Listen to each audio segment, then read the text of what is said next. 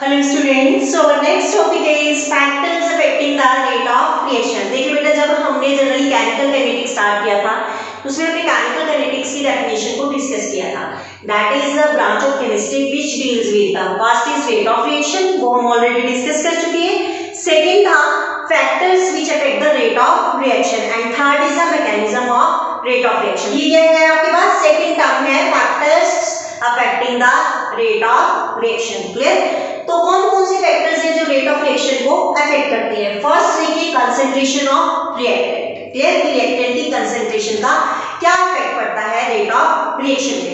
तो बेटा rate of reaction आपको पता था, कैसे लिखते थे हम जनरली? दैट इज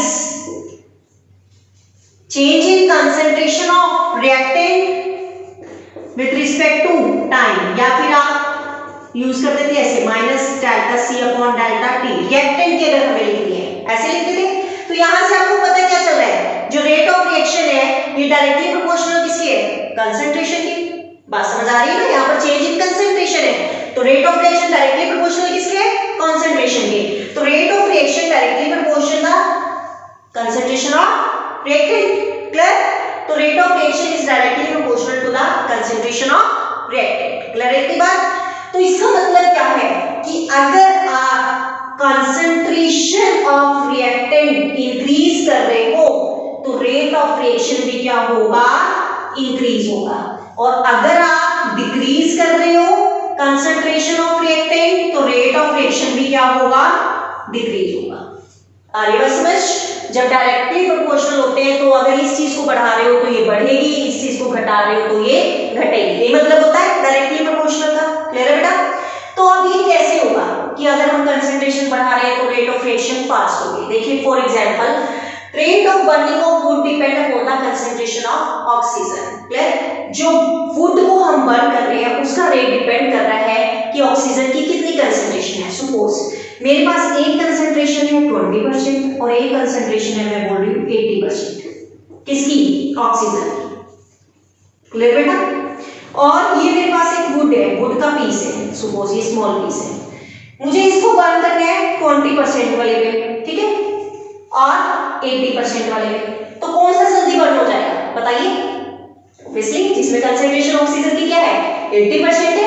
भाई कोई भी चीज है बर्न तभी होती है ना कि अगर वहां पर अमाउंट क्या है? ऑक्सीजन का प्रेजेंट है। तो जहां पर ज्यादा अमाउंट प्रेजेंट होगा वहां पे कोई भी चीज जल्दी आग पकड़ लेगी। तो अगर ये वुड को हमें बर्न कराना है तो जहां पर 80% ऑक्सीजन है यहाँ पे वुड जल्दी बर्न हो जाएगा। तो मतलब इस केस में रेट ऑफ रिएक्शन क्या हो जाएगा? फास्ट हो जाएगा। और इस केस में रेट ऑफ रिएक्शन क्या हो जाएगा? स्लो हो जाएगा। कंसंट्रेशन ज्यादा थी तो रेट ऑफ रिएक्शन भी क्या हो गया? फास्ट हो गया। कंसंट्रेशन कम थी तो रेट ऑफ रिएक्शन भी क्या हो गया? स्लो हो गया। क्लियर है? तो फर्स्ट फैक्टर है concentration of reactant, that is directly proportional to the rate of reaction, or you can say rate of reaction directly proportional to the concentration of reactant. Clear है बेटा? First factor hope so आपको समझ आ गया होगा। चलिए next second factor पे। ठीक है, चलिए बेटा जल्दी से नोट कीजिए इसको। चलिए बेटा नेक्स्ट सेकंड है surface area of reactant. Clear? तो सरफेस एरिया जनरली हमने कैसे डिस्कस करना है? पहले तो आपको बताना चाहिए जो रेट ऑफ रिएक्शन है that is directly proportional to the surface area of reactant. मतलब अगर ये सरफेस एरिया ज्यादा है तो रेट ऑफ रिएक्शन फास्ट होगा, और अगर ये सरफेस एरिया ऑफ रिएक्टेंट कम है तो रेट ऑफ रिएक्शन स्लो होगा। कैसे? देखिए जैसे सपोज मेरे पास ये एक ब्लॉक है वुड का, ठीक है, ये क्या है? ब्लॉक है वुड का। इस ब्लॉक को मैंने ये छोटे छोटे पीसेस में क्या कर दिया? ब्रेक कर दिया सपोज। ठीक है बेटा? इस ब्लॉक को मैंने जनरली ये स्मॉल स्मॉल पीसेस में वुड के ना, वुड के ये स्मॉल स्मॉल पीसेस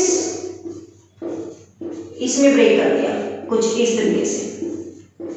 मैंने थोड़ा सा जूम करके चलना। क्लियर बच्चे? तो मुझे बताओ कहां पे रेट ऑफ रिएक्शन पास होगा? यहां पे कि यहां पे? मतलब कौन जल्दी आग पकड़ेगा, ये वाला कि ये वाला? बताइए। ऑब्वियसली कौन सा? ये वाला। पहला रीजन पीसेस क्या हो गए? छोटे छोटे हो गए। Clear? Comparatively to this. Second reason यहां पे ये जो सरफेस एरिया है इसके कंपैरेटिवली क्या है? ज्यादा है।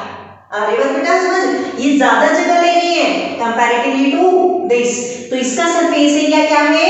ज्यादा है। सरफेस एरिया जब ज्यादा हुआ तो कब हुआ? जब आपने इसी ब्लॉक को छोटे छोटे पीसेस में ब्रेक कर दिया। ये समझा हो गया और इसने इतनी जगह ले ली, तो मतलब इसको क्या है, जगह मिली बंद होने के लिए। समझ आ गई बात, ये जुड़े हुए यहाँ पे मॉलिक्यूल्स, यहाँ पे क्या है, ब्रेक हो गए। ठीक है, तो ये जल्दी क्या है, कैच कर लेगी जनरली फायर को। तो यहां से क्या होगा, इसमें रेट ऑफ रिएक्शन किसका फास्ट होगा, इसका। क्यों होगा, क्योंकि इसका सरफेस एरिया ज्यादा है, और इसमें क्या होगा, रेट ऑफ रिएक्शन स्लो होगा। अरे बात समझ बेटा, क्लियर है। तो जहां पर सरफेस एरिया रिएक्टेंट का ज्यादा होता है उसका रेट ऑफ रिएक्शन फास्ट होता है। क्लियर है, चलिए जल्दी से नोट कीजिए। नेक्स्ट होते हैं टेम्परेचर। Third is temperature. बेटा rate of reaction is directly proportional to the temperature. Clear है इतनी बात कि अगर आप टेम्परेचर को बढ़ाओगे तो रेट ऑफ रिएक्शन फास्ट होगा, टेम्परेचर को कम करोगे तो रेट ऑफ रिएक्शन क्या होगा, स्लो होगा। ठीक है ना, वैसे भी आप देख लो ना, कोई भी चीज, सपोज आपको वाटर को बॉयल करना है, ठीक है, वो वाटर आपने दो जनरली क्या रख दी, बीकर रख दी गैस पे। ठीक है, एक को आपने क्या दे दी, कम हीट दे दी, एक को आपने ज्यादा हीट दे दी, तो कौन सा जल्दी बॉयल हो जाएगा, ऑब्वियसली जिसको हीट ज्यादा दे रही हो, मतलब टेम्परेचर ज्यादा दे रही हो। तो जहां पे टेम्परेचर ज्यादा दोगे वहां पर रिएक्शन क्या हो जाएगी, फास्ट हो जाएगी, जहां पे स्लो दोगे वहां पर रिएक्शन क्या हो जाएगी, स्लो हो जाएगी। क्लियर। तो टेम्परेचर जो है that is directly proportional to the rate of reaction, या फिर rate of reaction is directly proportional to the temperature. कि टेम्परेचर बढ़ा रहे हो तो रेट ऑफ रिएक्शन फास्ट हो रहा है, और घटा रहे हो तो क्या हो रहा है, कम हो रहा है। क्लियर। बेटा एक चीज और ध्यान रखनी है, आपने एवरी 10 डिग्री सेल्सियस पे, एवरी 10 डिग्री सेल्सियस पे ये मानना है कि जो रेट ऑफ रिएक्शन है वो क्या जाता है, डबल जाता है। क्लियर। जैसे मैं बोलती हूँ कि सपोज मेरे पास 10 डिग्री सेल्सियस पे रेट ऑफ रिएक्शन, सपोज मैं बोल रही हूँ कि कितना आया, 4 mole litre inverse second inverse आया। अब मैं कहती हूँ कि 20 डिग्री सेल्सियस पे बताओ कितना आया, 10 डिग्री सेल्सियस बढ़ गया तो कितना आ जाएगा, 8। रेट ऑफ रिएक्शन क्या हो जाएगा, डबल, 4 टू 8। क्लियर बच्चे। चलिए जल्दी से टेम्परेचर काउंट कर लीजिए। नेक्स्ट फैक्टर पढ़ते हैं।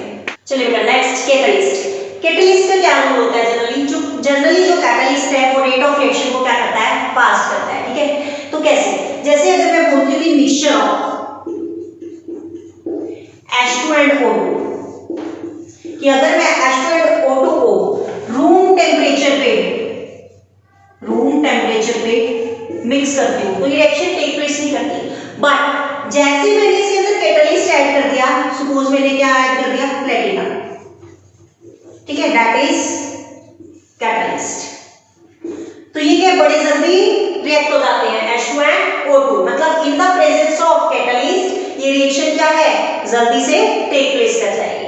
आगे बात समझ बेटा, तो ये होता है कैटलिस्ट का रोल। ठीक है, अब ये नहीं कि कैटलिस्ट आप कोई भी डाल दो किसी भी रिएक्शन में, नहीं, कैटलिस्ट हमेशा स्पेसिफिक होता है, ये हम आगे डिस्कस करेंगे कि स्पेसिफिक कैसे होता है। क्लियर बच्चे। तो अभी आपके लिए इतना इंपॉर्टेंट है कि कैटलिस्ट क्या होता है, जनरली रेट ऑफ रिएक्शन को इंक्रीज कर देता है। क्लियर। चलिए नोट कीजिए, नेक्स्ट चलते हैं फिर। ठीक है बेटा, next nature of reactant. Reactant का नेचर कैसे डिपेंड करता है रेट ऑफ रिएक्शन पे। देखिए सपोज मैं दो रिएक्शंस ले रही हूं, first one is 2NO + O2 gives 2NO, ठीक है, ये रिएक्शन तो बड़ी फास्ट होती है। ठीक है, next 2CO + O2 which gives 2CO2, ये रिएक्शन होती है स्लो। क्लियर बात। तो बेटा सिमिलर ही लग रही है ना आपको देखने में रिएक्शन कि 2NO + O2 है तो क्या दे दिया 2NO2, 2CO + O2 है तो 2CO2, तो that is the nature of reactant. यहां पर क्या है NO, यहां पर क्या है CO, ये कैसे इफेक्ट करता है रेट ऑफ रिएक्शन पे। ठीक है, ये तो जनरली हमें सिमिलर ही नजर आ रहा है, तो वो कैसे इफेक्ट करेगा। देखिए फर्स्ट जो रिएक्शन है वो फास्ट हो रही है, लेकिन सेकंड क्या हो रही है, स्लो हो रही है, लेकिन रिएक्शन देखने में ऑलमोस्ट सिमिलर लग रही है। तो ऐसा क्यों हो रहा है, क्यों, क्योंकि यहाँ पर जो NO है और यहाँ पर जो ये CO है, ये NO के बीच में जो बॉन्ड्स है उनकी एनर्जी अलग है, और CO के बीच में जो बॉन्ड्स हैं उनकी एनर्जी अलग है।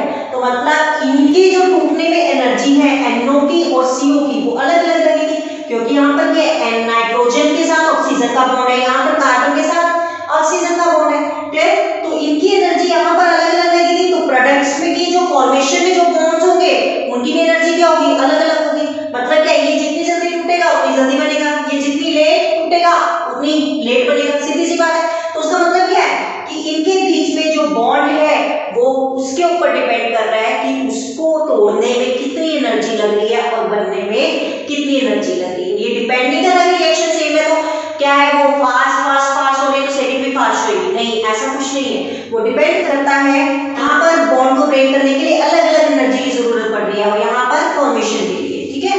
तो देखिए these reaction appear to be similar but first is fast and second is slow। First क्या है फास्ट है एंड सेकंड स्लो है बट देखने में रिएक्शन सिमिलर लग रही है। This is because different amount of energy are used for breaking and the formation of different bonds. Clear. बेटा नेक्स्ट फैक्टर है प्रेजेंस ऑफ लाइट, ठीक है। लाइट की प्रेजेंस का क्या इफेक्ट पड़ता है रेट ऑफ रिएक्शन पे। तो देखिए बेटा कुछ रिएक्शन जो है डार्क में पॉसिबल नहीं है बट लेकिन उन्हीं रिएक्शन को अगर हम लाइट की प्रेजेंस में कराएं तो वो बहुत जल्दी हो जाती है, ठीक है। जैसे देखिए some reaction do not take place in the dark but take place in the presence of light. कुछ रिएक्शंस हैं जो डार्क में नहीं हो सकती but in the presence of light they will take place. Clear. कैसे देखिए जैसे मैं H2 + Cl2 की बात करूं, ठीक है। अगर मैं इसको डार्क में रिएक्ट कराती हूं तो ये रिएक्शन टेक प्लेस नहीं करेगी बट जैसे मैंने इसमें क्या है लाइट डाल दी, ठीक है ना, प्रेजेंस ऑफ लाइट, मतलब जैसे मैंने इस रिएक्शन को लाइट की प्रेजेंस में कराया तो क्या होगा यहाँ से 2HCl की फॉर्मेशन हो जाएगी। आ रही बात बेटा समझ। तो ये क्या है जनरली प्रेजेंस ऑफ लाइट का इफेक्ट है कि कुछ रिएक्शंस क्या है डार्क में नहीं हो रही हैं बल्कि लाइट की प्रेजेंस में टेक प्लेस कर रही है। क्लियर है। तो ये थे आपके factors which affect the rate of reaction. First कौन सा पढ़ा है हमने बताइए चलो। Concentration of reactant, second surface area of reactant, third temperature, fourth catalyst, fifth nature of reactant and sixth presence of light. Clear बच्चे। कोई प्रॉब्लम है तो बेटा you can do comments and ask whatever possible. I will surely help you in this long term period. Thank you बच्चे।